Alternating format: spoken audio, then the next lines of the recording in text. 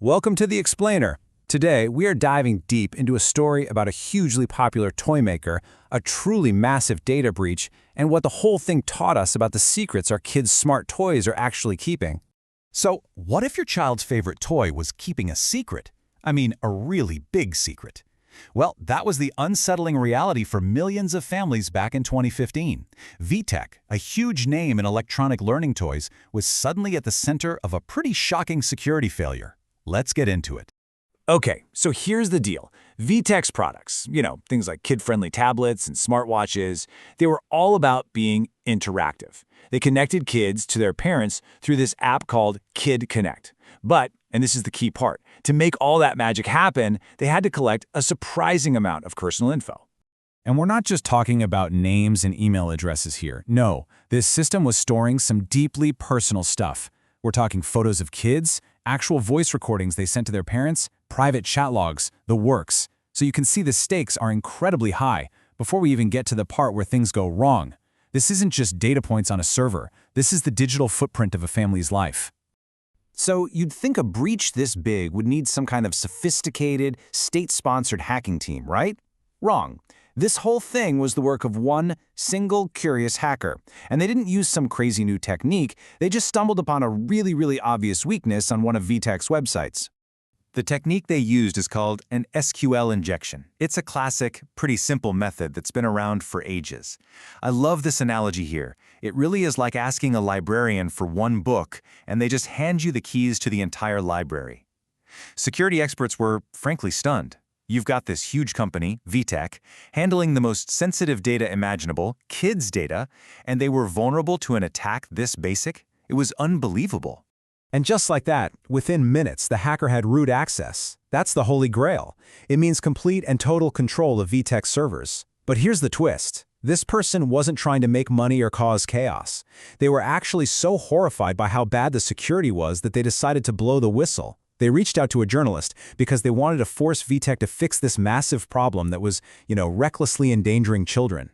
So once the hacker and security researchers started digging into what was on those servers, well, that's when the full, horrifying picture really started to come into focus.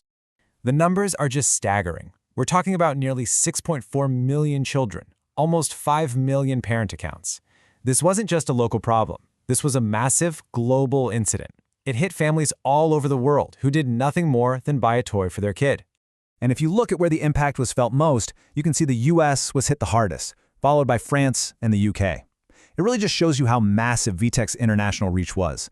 Think about that. One single security hole had this absolutely devastating, widespread impact. But honestly, the numbers are only half the story. It was the nature of the data that was just so disturbing. This wasn't just spreadsheets and text files. The hacker found a folder with 190 gigabytes of stuff, thousands of headshots of kids and their parents, a full year's worth of chat logs, and those deeply personal voice recordings.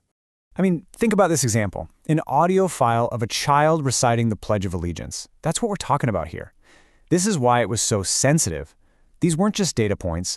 They were these incredibly intimate moments from a child's life, things a kid shares with their parents thinking it's private.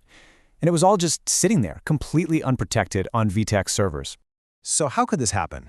Well, security experts like Troy Hunt dug in and found VTech security was just fundamentally broken. VTech claimed passwords were encrypted, right? But the reality? They were using an old, weak method called MD5 hashing. That's basically the digital equivalent of using a padlock from the dollar store. It's almost useless. And it gets worse. The kids' passwords, they weren't protected at all. They were just sitting there in plain text for anyone to read. Unbelievable. All right, so after a security failure this big, the fallout was, as you can imagine, huge. A global media firestorm kicked off investigations by governments in the US, Canada, and other countries. Suddenly, VTech wasn't just dealing with angry customers, they had regulators knocking on their door. And this timeline really shows how things unfolded. You can see the initial breach happen in mid-November 2015. A journalist alerts them, and by the end of the month, VTech goes public. Things move pretty fast at the start. But look at the end there. The final regulatory hammer from the FTC? That didn't drop until January 2018. It took over 2 years for the official consequences to land. So what was the punishment? The U.S. Federal Trade Commission, or FTC, fined VTech $650,000.